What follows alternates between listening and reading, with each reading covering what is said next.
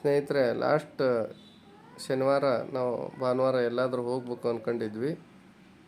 Suddenly decide ಮಾಡಿ ಮಂತ್ರಾಲಯಕ್ಕೆ ಹೊರಟ್ವಿ. ಮಂತ್ರಾಲಯಕ್ಕೆ ಮುಂಜಾನೆ ಬೇಗನೆ ಬಂದು ಫ್ರೆಶಪ್ ಆಗಿ ಮಠದ ಹತ್ರ ಬಂದ್ವಿ. ರಾಯರ ಮಠಕ್ಕೆ ಬಂದು ಬೇಗನೆ ಬಂದಿರೋದ್ರಿಂದ ಜನರು ಅಷ್ಟೇನಿರಲಿಲ್ಲ. ಹಾಗಾಗಿ ರಾಯರ ಮಠದ ಒಳಗಡೆ ಹೋಗಿ ರಾಯರ ದರ್ಶನ ಮಾಡಿಕೊಂಡು, ಇದು ರಾಯರ ಇರ್ತಕ್ಕಂಥ ಬೃಂದಾವನ ಇರ್ತಕ್ಕಂಥ ಮೂಲ ಮಠ. ಇದರ ಸುತ್ತ ನಾವು ಪ್ರದಕ್ಷಿಣೆಯನ್ನು ಹಾಕಿ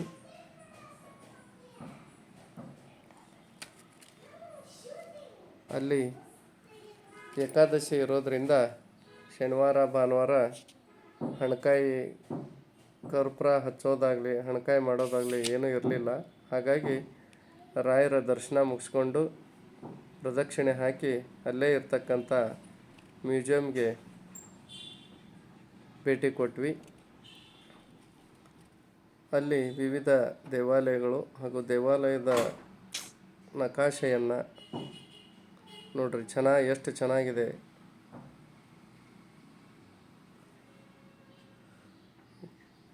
ಮ್ಯೂಸಿಯಮ್ನಲ್ಲಿರ್ತಕ್ಕಂಥ ಎಲ್ಲ ವಸ್ತುಗಳನ್ನು, ಮೂರ್ತಿಗಳನ್ನು ನೋಡಿಕೊಂಡು ಅಲ್ಲೇ ಇರ್ತಕ್ಕಂಥ ತುಂಗಭದ್ರಾ ನದಿಗೆ ಬಂದ್ವಿ. ಅಲ್ಲಿ ನದಿ ದಡದಲ್ಲಿ ಗಿಳಿಶಾಸ್ತ್ರ ಹೇಳೋರ ಹತ್ರ ನಮ್ಮ ಮನೆಯವರು ಗಿಳಿಶಾಸ್ತ್ರ ಕೇಳಿದರು.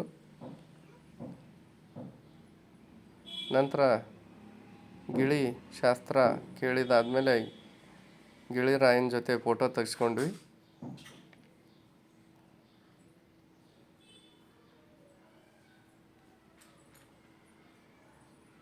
ಫೋಟೋ ತೆಗೆಸ್ಕೊಂಡ ನಂತರ ಹೊಳೆ ದಡದಲ್ಲಿರ್ತಕ್ಕಂಥ ಬೋಟ್ನಲ್ಲಿ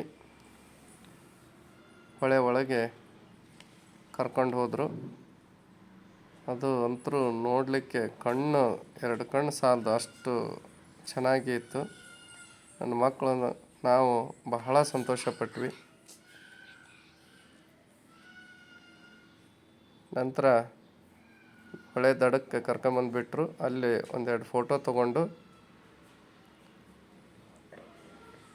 ಒಬ್ರಿಗೆ 50 ರೂಪಾಯಿ ಬೋಟ್ಗೆ. ನಂತರ ಮಠದಲ್ಲಿರ್ತಕ್ಕಂಥ ಹಸುಗಳಿಗೆ ಬಾಳೆಹಣ್ಣನ್ನು ತಿನ್ನಿಸಿದ್ವಿ. ಅಲ್ಲಿ ನನ್ನ ಮಗ ಭಾಳ ಹೆದರ್ತಾ ಇದ್ದ, ಸಮರ್ಥ. ಹಾಗಾಗಿ ಅವನ ಕೈಯಿಂದನೂ ಬಾಳೆಹಣ್ಣನ್ನು ಹಸುಗಳಿಗೆ ತಿನ್ನಿಸಿ ಅವನಿಗೆ ಬಹಳ ಖುಷಿ ಆಯಿತು.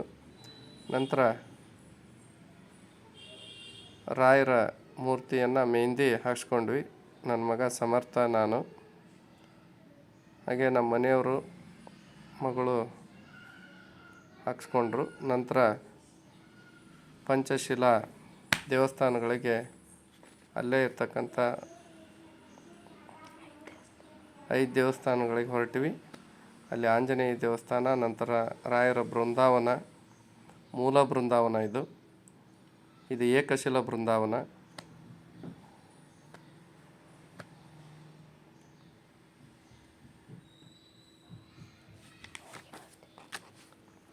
ಇವೆಲ್ಲವುಗಳನ್ನು ನೋಡಿಕೊಂಡು ನಂತರ ಅವತ್ತು ಅಲ್ಲೇ ಉಳ್ಕೊಂಡು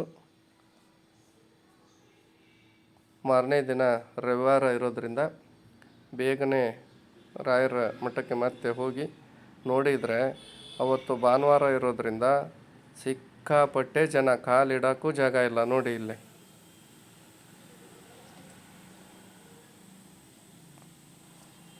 ನಂತರ ನಾವು ಅಲ್ಲಿಂದ ಮತ್ತೊಮ್ಮೆ ದರ್ಶನ ಮುಗಿಸ್ಕೊಂಡು ಅಲ್ಲಿಂದ ಹೊರಟ್ವಿ. ಹೀಗೆ ಬೇರೆ ಬೇರೆ ಸ್ಥಳಗಳಿಗೆ ಹೋಗಿರ್ತಕ್ಕಂಥ ವಿಡಿಯೋಗಳನ್ನು ನೀವು ನೋಡಬೇಕು ಅಂದರೆ ನಮ್ಮ ಚಾನಲನ್ನು ಸಬ್ಸ್ಕ್ರೈಬ್ ಮಾಡಿಕೊಳ್ಳಿ ಅಂತ ಹೇಳ್ತೇನೆ.